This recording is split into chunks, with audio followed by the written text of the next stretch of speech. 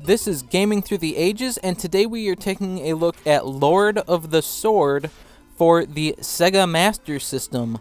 Lord of the Sword is a side-scrolling action-adventure game where you play as a hero who must pass 3 tests to become the King of Belgenia. The game sets 3 tasks upon you, which are finding the Tree of Merrill, defeating the Goblin of Balala Valley, and destroying the Statue of Evil.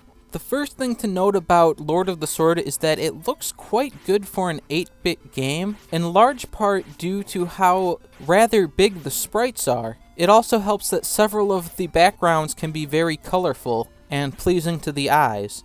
Now, the game has some role-playing elements and has been called an action RPG in the past. However, the RPG elements are very small. There's no leveling up or anything of that nature in the game. The only real RPG elements are exploration and speaking to non-playable characters. Throughout the game, you run across several towns, and these are sort of waypoints between melee stages where you can heal by going in and out of houses, and you can talk to villagers, and a lot of the game is figuring out where to go and who to talk to in order to progress or to find a new area or a new item. And this can be frustrating because you have to talk to some villagers several times before they say what they need to say to unlock an area or tell you where to go. That being said, navigating throughout the game does become less confusing the more you play. However, initially, many players would find it easier to draw or use a map in order to get kind of a concept of the layout of the game.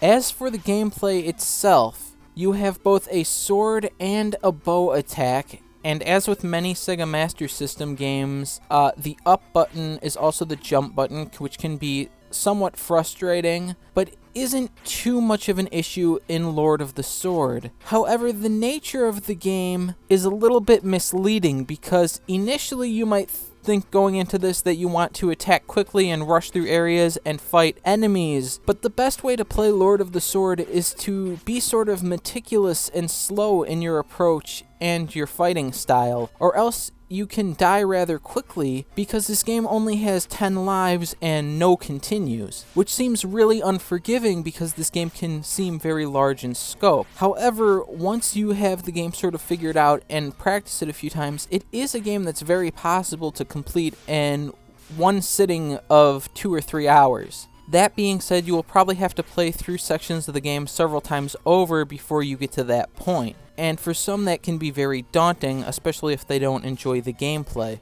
The game does feature several boss fights, including optional fights and optional items which can help you out along your quest, but you have to weigh the pros and cons of whether you should go after getting those optional items. Say, is it worth using up some of your very limited lives to have a more powerful weapon? Although Lord of the Sword is an advanced game for its time and can be a very fun and very rewarding experience for some players, there are several reasons why some may choose to stay away from the game. I recommend Lord of the Sword for players looking for an old-school action-adventure game that don't mind tedium in their games and are willing to forgive how difficult the game can be, especially when you've played it for an hour or two just to lose your lives because you don't expect a boss to be around the next corner. That being said, I have enjoyed this game immensely, and it is one of my personal favorite games on the Sega Master System because it is so unique, and because I find myself coming back to the game time and time again to try to uncover more little bits and secrets throughout the world of the game, and I enjoy becoming more familiar with the environments and with the different aspects